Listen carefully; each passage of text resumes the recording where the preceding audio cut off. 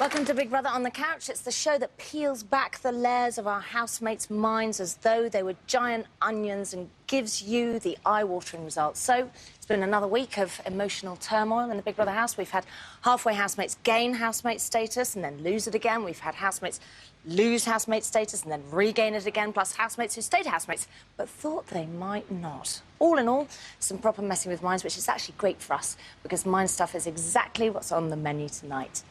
OK, Amy, Cara Louise and John T are the new kids on the block, but their initial arrival was not entirely cuddle. Yeah, gagging for a cuddle. Yeah. You know exactly who to go for. A lot, actually. I think there are three things there which you're telling me something. You'll have to work it out. OK. Specifically. But do you think she fancies him a bit? I think she fancies him a bit, but I think the signals she sends are more than just generalised flirting. So hair flicking is I fancy you? Well, it's an approach signal, and she made sure that Liam got the signal. What do you mean? Is that like saying, come to me, I fancy you? Come to me, and it was a message. So I think...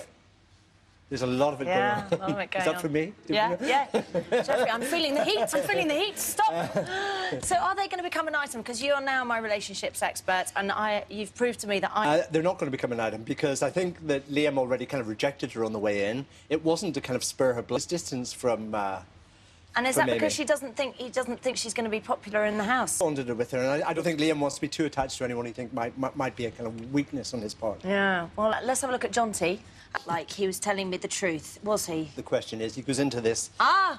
You've seen that before. We know that. The lawyer... In our presence, subordinates have to be kind of more... Be really nasty if you get on the wrong side. How much worse can this get? He does this all the time, He does this all the time. This is his type of humour. He does it with other housemates as well. So it's quite an effective form of self-defeating. It's working for Brian. It's laughing when we showed the clip.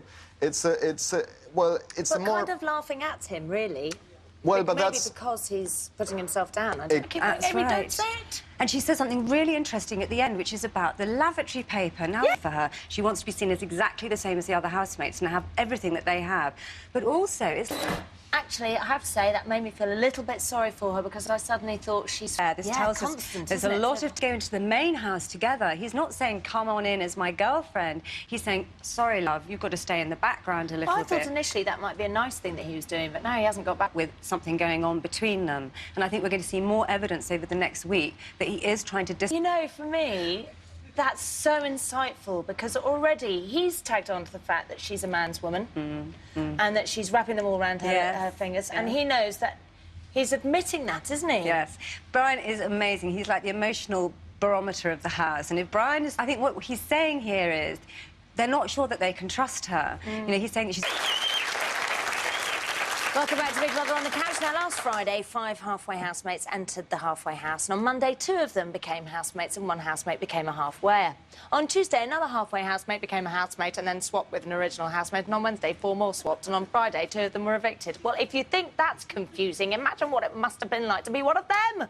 Housemates going in so late in the game. I mean, we've only got 4 or 5 weeks to go, but it's quite distinct. Carol is slowly morphing into Miss Marple. Have you noticed that? To the halfway house, but, you know, he'd become quite unpopular with the public because of the way he treated Chanel. Is this going to sway the public's opinion? We know that, open, looking very upset, looking very disturbed. Good about it. He knew that Chanel had had a really difficult life. He still treated her really... had sex with her on television. Anyway, moving swiftly on. Jella...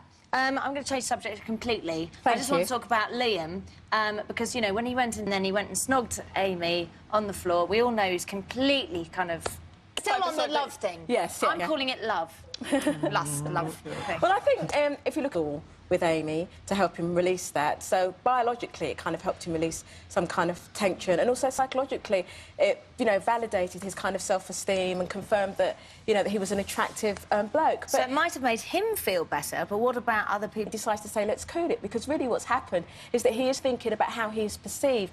It affects his cognitive dissonance, because he holds really 2 conflicting beliefs himself, Liam being a really nice type of guy and everything, and that's a kind of positive aspect. Then he's got that... OK, you know, that nomination... What can they do? Will they ever be accepted? Well, it's interesting. How should they play it? It's a credit to the former housemates they've been accepted as much as they have. It's partly because Cara Louise and John T are very amiable, they're very keen. Dispensable in that house. She's been clever. They feel, you know, she's mothered another new housemate. It's difficult. I think...